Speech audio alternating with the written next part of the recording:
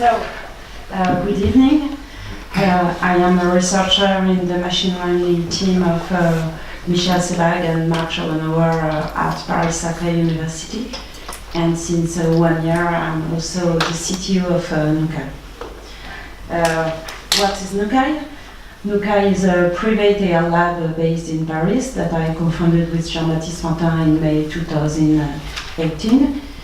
And at Nukk.AI we have a very modest goal, since we plan to build the next generation of artificial intelligence and then try to take over the world.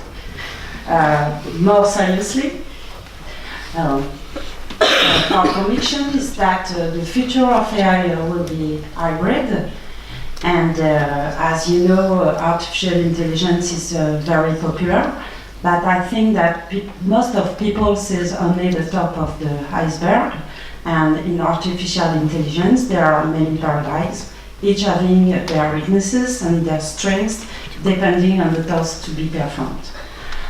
For instance, methods like deep learning are very performant to achieve certain tasks like pattern recognition, but not all. They benefit from numerous useful toolboxes, but their main flaw is the fact that they have a black box nature, they don't give explanations, and moreover, they need a huge amount of data to be efficient. On the other side, we have the symbolic method, which use logical language, both understandable by humans and by computers. Their flaw is the fact that they are computer time consuming, but there are no more good old-fashioned AI since they have evolved over the time. And of course, there is a high cost of entry related to the theoretical study of the language frameworks, but they have the huge advantage to be able to provide explanations, to be efficient with scarce data, and to provide a good generalization and easier human validation. But our goal is not to opposite the two frameworks, since our conviction is that the future of AI will be hybrid and that we need to combine both numeric and symbolic approach. Okay, such hybrid AI will be able to deal with real-life problems where the data information is incomplete, the data may be scarce, and where humans must be kept in the loop. And in order to design such architecture, we chose a killing application, the game of bridge, since the bridge has the feature needing to mix both numeric and symbolic approach. So, the first question is why researchers are interested in game. In fact, games are an excellent field of experimentation to develop new methods that can be later be used in real-life applications. They are easier to model and to understand than real-life applications, and they benefit from an abundant and clean data, and they benefit also in-depth human expertise. And moreover, games have always been a milestone of artificial intelligence, like these three well-known successes. The first one is linked to the game of chess with Deep Blue, designed by IBM, and more recently, AlphaGo, the Go AI, developed by DeepMind, and Liberatus, the poker AI developed by Carnegie Mellon on a restricted version of poker. But none of these games combine the different difficulty linked to bridge, where you have incomplete information and high level of incompleteness. You must handle collaboration, and there are some need of explanation, since at some point the player must be able to explain its decision. And besides, it's a game with more than 2 players. So here's, I guess, what people think bridge looks like. But in 2019, bridge is younger and more modern. We have a yearly high-level competition, like these 3 previous human world championships. And the bridge is a taking game played with a standard deck of cards. Each player having one partner and 2 opponents, and the cards are dealt randomly, so it's a probabilistic game. And what is very important is the fact that each player only see his hand, the 13 cards he has, so players do not have common knowledge of the game being played. Sorry, because my slides were not like that. So it's okay. It's okay. Okay. Then there are 2 steps in bridge: the bidding phase, then the card play.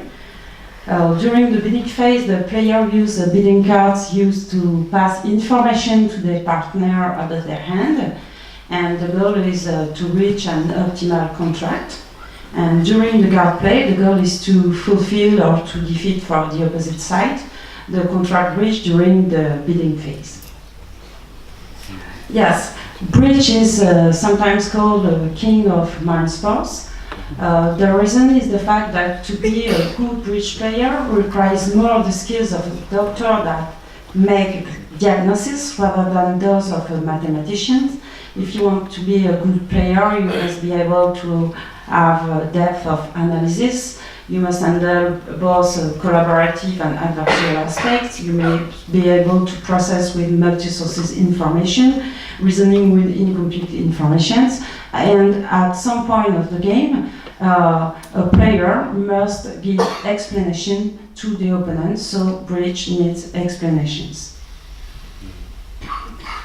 Yes, to attack this challenge, Nukk.AI is setting up an hybrid architecture combining different AI paradigms like reinforcement learning, deep learning, planning and Markov decision process. So this architecture requires to have a very competent team. And Nukk.AI is young, but thanks to the attractive challenge, we already have a dream team with 5 researchers of international reputations, bridge world champions, high-level engineer with skill both on computer science and bridge, and 4 top-level investors. Besides, since April, we supervise 4 very motivated master interns from Polytechnique, Ulm, and Paris-Saclay. And 3 of them will work on a PhD at Nukk.AI, and one of them will be a research engineer in the real application part of Nukk.AI. So now Nukk.AI have been invited in international events, both for in the bridge community, than for research or for business. And concerning the achievements, we are going faster and faster, as well on the computer game aspect, with the robots more and more performant, then on the development of useful tool and new method. I won't go into detail on all the current work and process, but I just want to focus on the recent Nukk.AI work in order to illustrate the notion of explanation, abstraction, etc. This work is related to the subfield inductive logic programming, which is a subfield of symbolic machine learning, where you use a very expressive language to represent the examples, the domain theory called background knowledge, and rules. Here is a simple example of high-level representation on just the card of the King of Earth. with a high-level language, you can express the fact that a king of art has pursued art, and for rank king. And if you have the two following rules stating that any card having art pursuit is a major, and any card having at rank king is an honor, you can obtain an automatic saturation of the king of art to be a major card and an honor. Now we have made a proof of concept on a very simple problem in bridge. This problem is related to the first decision during the bidding process. The decision concerns should I bid or pass if I have a limit end. In a classical bidding system, you open if your hand has at least 12 points, but experts allow themselves to open some but not all 11 points hands. So the machine learning setting is the following. The problem is classical binary classification problem, where the task is to predict if a given expert open or pass with a limit end according to a bridge situation. It's supervised learning, since you have as input a set of n labeled examples, and we want to find a set of rules explaining the decision-making process of a given expert. It's it's important to say that the different expert doesn't have the same approach for opening. They can have different styles, so we have several learning tasks. The learning set has been generated according to a random generation of 6 unlabeled bridge situations, and this situation has been labeling by 4 bridge experts with the same level. They have the same level, but they have different styles. They can be more or less aggressive, so the decisions vary a lot from an expert to another, and our goal is to learn personal rules rather than general rules, so we have different learning tasks. Here is the tagging interface used by the expert. We have the end, and if the expert chooses to open, he will click on yes, and the situation become positive examples and a negative one in the other case. We want also to compare the results of the machine learning process according to different level of expressivity of the language. Here is the first very loose representation. It's a kind of vectorial representation where the end of the player is only represented by the set of the 13 cards and by some parameters important for the decision-making process.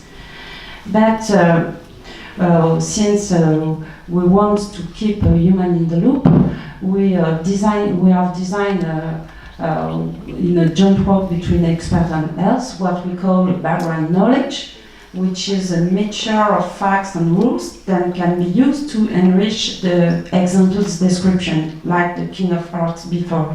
So we can now express the distribution, the number of cards by suit. We can express the fact that a hand is balanced if it has no short suit, etc. Here is a partial high-level representation of the same example. We can express the fact that the hand has 4 spades, 3 hearts, and that the distribution is 4-4-3-2. The hand is balanced, etc. So the experiments have been done on 3 state-of-art machine learning systems. The first one is a numeric one.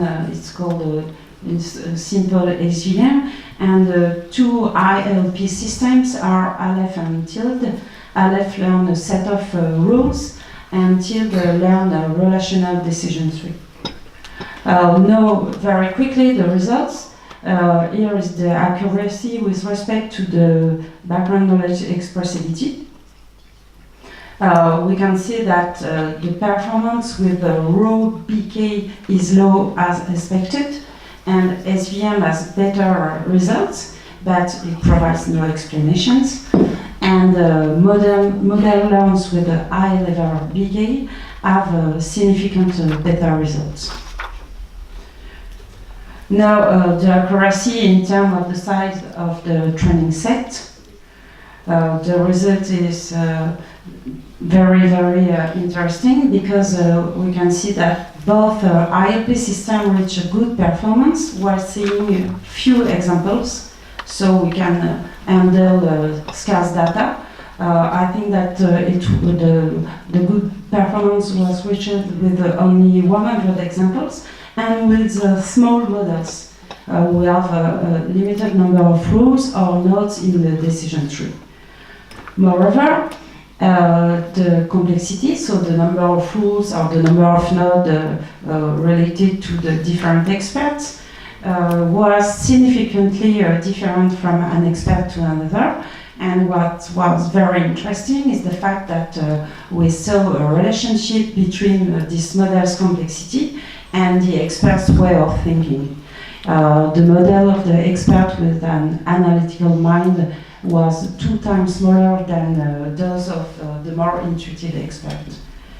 Here is a part of the relational decision tree of the analytical expert.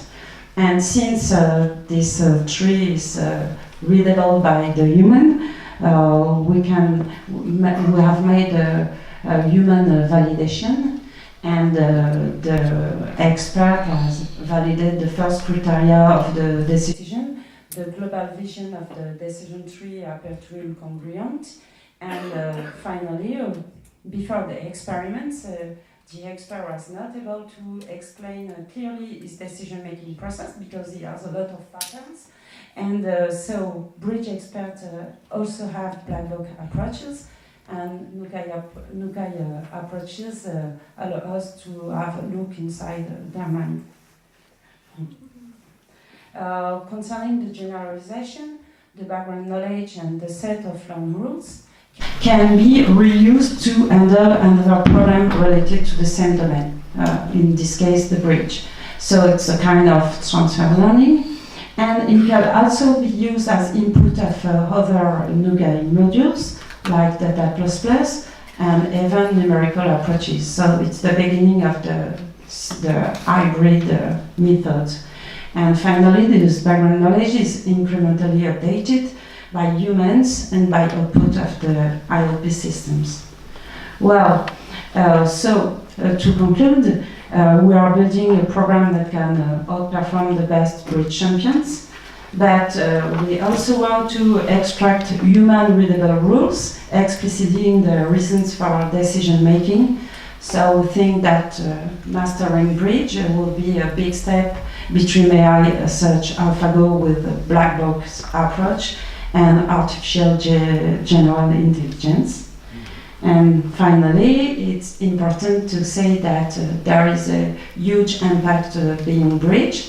The method developed at Nukk.AI are not ad hoc on the bridge, they are general, the algorithms are general, so they can be used on different domains sharing the same difficulty than bridge, where the information is incomplete, the context is probabilist, the data may be scarce, where it is crucial to keep the human in the loop, like insurance, finance, healthcare, industry. And finally, Nukk.AI has been approached by large companies working on these fields, and some contracts are on the way for some of them.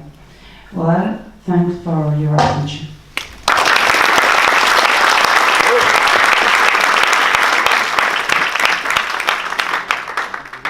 Thank you, Véronique.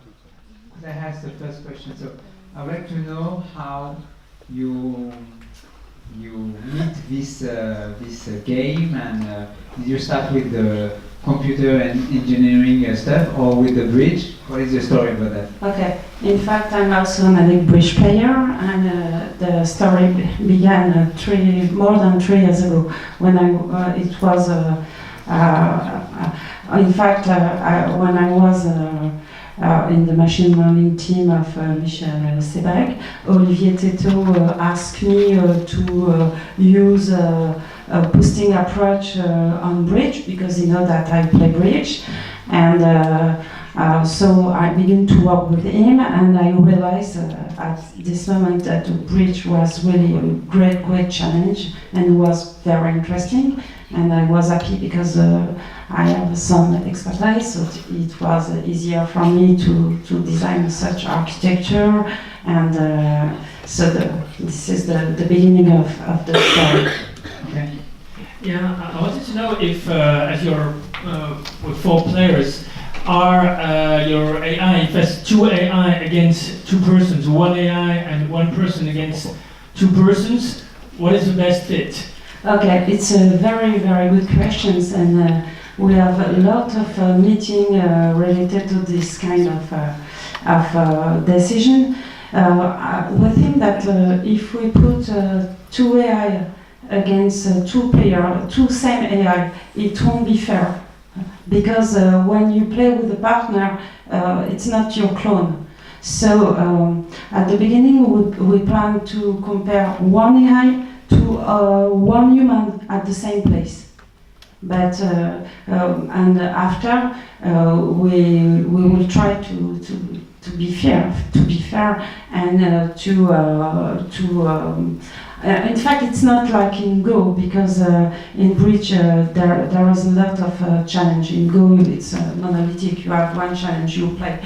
In Bridge, you can have some challenge related to the bidding. You can have some challenge related to the defense or the attack. So we will begin by the 1 human declarer against a robot declarer. Perhaps 1 more question? Okay, let's move on. Thank you, Véronique. Thank you.